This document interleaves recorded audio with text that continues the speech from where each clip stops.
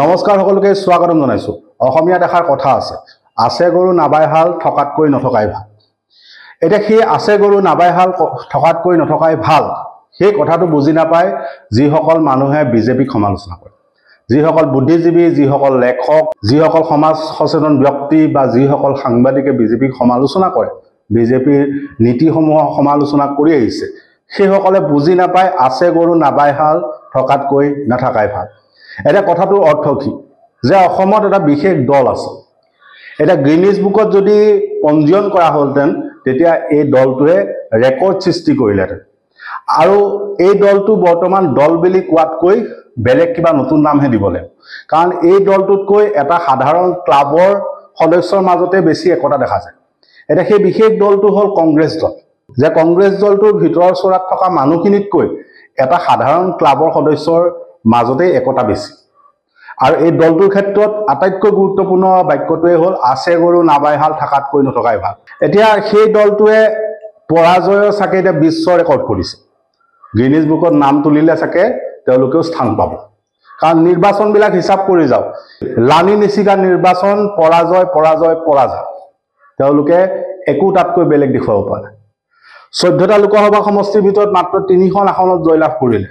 যি সময়ত বিজেপিক সমালোচনা কৰা হৈছিল, ভাৰতবৰ্ষৰ সৰ্বভাৰতীয় পৰ্যায়ত বিজেপিক সমালোচনা কৰা হৈছিল, সেই সময়ত কংগ্ৰেছে অসমত মাত্ৰ 3খন আসন জয়লাভ কৰিলে। ৰাভা হাছঙৰ নিৰ্বাচনত শূন্য হৈ গ'ল, উপ নিৰ্বাচনত শূন্য হৈ গ'ল।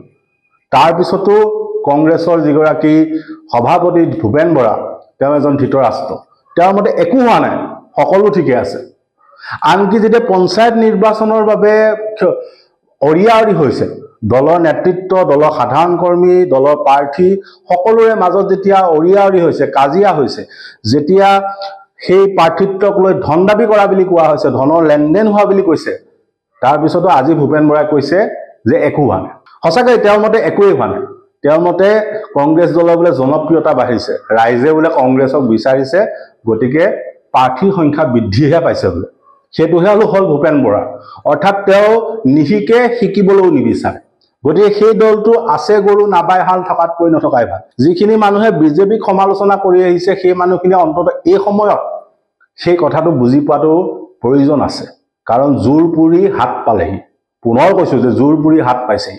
2026 চনৰ নিৰ্বাচনলৈ এবছৰো নাই, আৰু কংগ্ৰেছে এই এবছৰ নথকা অৱস্থাত কোনে নেতৃত্ব দিব সেইটোক লৈ খোৱা কামোৰাত ব্যস্ত।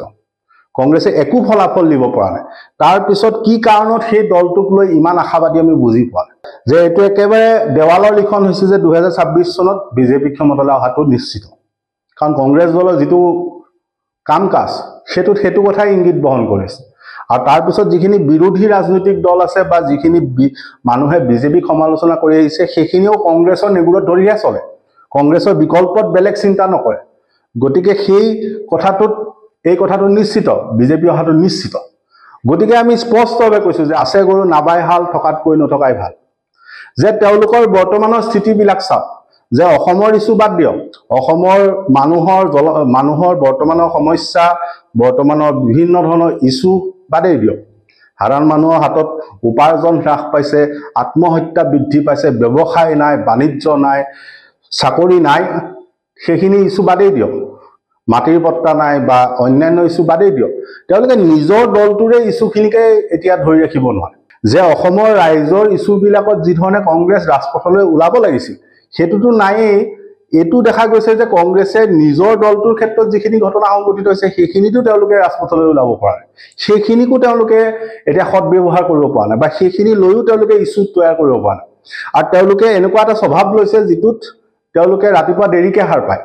যে আপোনালোকে মন কৰক যে বিগত কেইবাটাও ইছ্যুৰ ক্ষেত্ৰত মন কৰক, যেতিয়া সেই ইছ্যুটোত প্ৰতিবাদ হৈ, বাতৰি হৈ, যেতিয়া সকলোৰে প্ৰতিক্ৰিয়া শেষ হয়, তেতিয়া কংগ্ৰেছে ইছ্যুটোত জঁপিয়াই পৰে।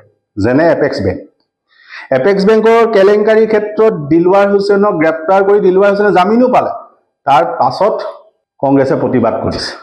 যে এপেক্স বেংকৰ কেলেংকাৰীক প্ৰশ্ন সুধিব গৈ দিলৱাৰ হুছেইন গ্ৰেপ্তাৰ হ'ল, সেই দিলৱাৰ হুছেইনে পিছত জামিন পালে, জামিন পাই কংগ্ৰেছৰ প্ৰতিবাদত লাইভ কৰিছে।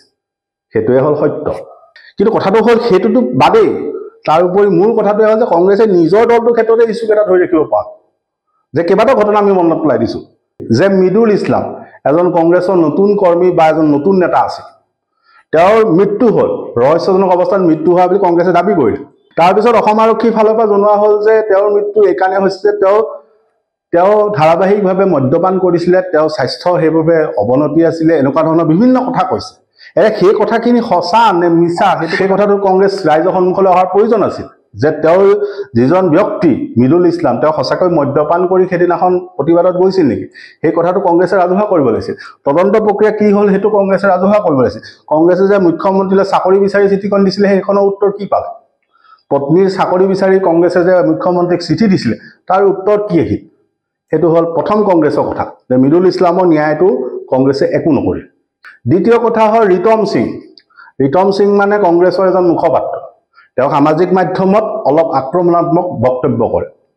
তেওঁ সামাজিক মাধ্যমত বিভিন্ন ধৰণে বিজেপিক সমালোচনা কৰে। তাৰপিছত সেইজন ৰিতম সিঙক গ্ৰেপ্তাৰ কৰি ইটোৰ পাছত সিটো গোচৰত এতিয়া গ্ৰেপ্তাৰ কৰা হৈছে। সেই ইছ্যুটোত কংগ্ৰেছে কি কৰিছে? তেওঁলোকৰ দলৰে মুখপাত্ৰ সেইজন ৰিতম সিং, তেওঁক যেতিয়া বাৰে বাৰে গ্ৰেপ্তাৰ কৰা হৈছে সেই কথাটো কংগ্ৰেছৰ স্থিতি কি? কংগ্ৰেছে কেৱল সমালোচনা কৰিছে সংবাদ মাধ্যমৰ সন্মুখত, বাকী কংগ্ৰেছৰ কোনো প্ৰতিবাদ নাই। তাৰপিছত যদি আমি চাওঁ তেতিয়া নগাঁও ৰাজপথত গুৰুকৈ প্ৰহাৰ কৰা হ'ল তেওঁলোকৰে সাংসদ ৰকিবুল হুছেইনক, দিনৰ ভাগত প্ৰহাৰ কৰিলে। এতিয়া সেই ঘটনাটো তদন্ত কি হ'ল? সেই ঘটনাটো এতিয়া বৰ্তমান কি চলি আছে? তাত সেই ৰকিবুল হুছেইন তেওঁলোকৰ নিজৰ দলটোৰ সাংসদজনে ন্যায় পালেনে সেই প্ৰশ্নটো কংগ্ৰেছে কৰিছিল? নাই কৰা, কংগ্ৰেছে বাদ দিছে। কংগ্ৰেছ এতিয়া বিভিন্ন ফৈদত বিভক্ত। কোনোবাজন ভূপেন বৰা ফৈদত আছে, কোনোবাজন ৰকিবুল হুছেইনৰ ফৈদত আছে, কোনোবাজন প্ৰদ্যুৎ বৰদলৈৰ ফৈদত আছে। এতিয়া যুৱ কংগ্ৰেছৰ সভাপতিজনৰ এনেকুৱা ক্ষমতাহীন হৈছে, এনেকুৱা তেওঁৰ অৱস্থা হৈছে যে তেওঁ সামাজিক মাধ্যমত লিখিবলৈ বাধ্য হৈছে যে পঞ্চায়তত আপোনালোকক অৰ্থাৎ যুৱ কংগ্ৰেছীক মই এটাও টিকেট দিব নোৱাৰিম। সেইটো হ'ল বাস্তৱ। কিন্তু তাৰপিছতো কংগ্ৰেছৰ সভাপতিজনে মানি নলয়, তেওঁ ধৃতৰাষ্ট্ৰতে বহি লৈছে। আৰু ৰহস্যজনক আৰু এটা বিষয় হ'ল যে যিদিনাখনৰ পৰা বিহালী সমষ্টিত জয়ন্ত বৰা পৰাভূত হ'ল, মুখ ঠেকেচা খালে, সেইদিনাখনৰ পৰা গৌৰৱ গগৈ এটা নিৰাপদ দূৰত্ব লৈছে। তেওঁ দিল্লীত বহি কথা কয়, তেওঁ অসমৰ পৰা এটা নিৰাপদ দূৰত্বত অৱস্থান কৰিছে। যোৰহাটৰ সাংসদ হৈ যোৰহাটৰ কাৰণে কি কৰিছে, যোৰহাট লোকসভা সমষ্টিৰ কাৰণে কি কৰিছে তাৰ ৰাইজে সুধিলেই গম পাম। গৌৰৱ গগৈক ৰাইজে নিৰ্বাচনৰ পাছত দেখিছেন নাই, লগত লগ পাইছেন নাই, সেই কথাটো ৰাইজক সুধিলেই গম পাম। কিন্তু কথাটো হ'ল গৌৰৱ গগৈ অসমৰ ইছ্যুটো নাই, অসমত ইছ্যুত তেওঁ সন্মুখত নাই। তেওঁ জয়ন্ত বৰা পৰাজয়ৰ পাছত এটা নিৰাপদ দূৰত্ব লৈছে। ভূপেন বৰাই ডাইলগ দিয়াত ভাল, ফিল্ডত বা সাধাৰণ কংগ্ৰেছ কৰ্মীৰ মাজত তেওঁ নেতৃত্ব দিব পাৰে, তেওঁ আশ্বস্ত কৰিব পাৰে, তেওঁ দলটো একত্ৰিত কৰি ৰাখিব পাৰে। বাকী প্ৰদ্যুৎ বৰদলৈৰ স্থিতিটো আমি ক'বলৈ হ'লে যে য'ত তেওঁ একো নাথাকে তেওঁ তাত নাথাকে, অৰ্থাৎ য'ত প্ৰদ্যুৎ বৰদলৈৰ চকীখন নাই, প্ৰদ্যুৎ বৰদলৈ বা চকীখন নাই তাত তেওঁ থিয় হৈ নাথাকে, তেওঁ চিধা ওলাই গুচি আহে। যে সোণাপুৰৰ বৈঠকখনত প্ৰদ্যুৎ বৰদলৈক কিবা এটা ক'লে বা সেই ধৰণৰ কিবা এটা হ'ল, চিধা প্ৰদ্যুৎ বৰদলৈ ওলাই গুচি আহে। ৰকিবুল হুছেইনৰ স্থিতিটো তেনেকুৱা যে তেওঁ ৰকিবুল হুছেইন, গতিকে তেওঁৰ মানুহখিনিয়ে টিকেট পাবই। গতিকে কংগ্ৰেছৰ ভিতৰত সকলো ৰজা সকলো বাঘ, সমস্যাটো তাতে হৈছে। কোনো কাকো নামানে, সকলো বাঘ। গতিকে সেই দলটোক লৈ কিয় বিশ্বাসত মানুহে ৰৈ আছে বা সকলো মানুহে তালৈ কিয় আশা পালি আছে, কিয় তেওঁলোকক আশা কৰি আছে, সেইটো আমি বুজি পোৱা নাই। গতিকে ৰাইজে সেই কথাটো চিন্তা কৰক যে হয় নে নহয় কথাটো, যে আছে গৰু নাপাই হাল, থকাতকৈ নথকাই ভাল। এই দলটো থকাতকৈ এটা বিকল্প ৰাজনৈতিক শক্তি কিয় অসমত হ'ব নোৱাৰে, সেই প্ৰশ্নটো ৰাইজে এতিয়া কৰা আৰম্ভ কৰক। নহ'লে অসমত ৰাজনীতি এনেকৈ থাকিব, অসমৰ অৰ্থনীতি এনেকৈ থাকিব, অসমৰ সমাজ নীতি এনেকৈ থাকিব, সকলোখিনি এনেকৈয়ে চলিব। ধন্যবাদ।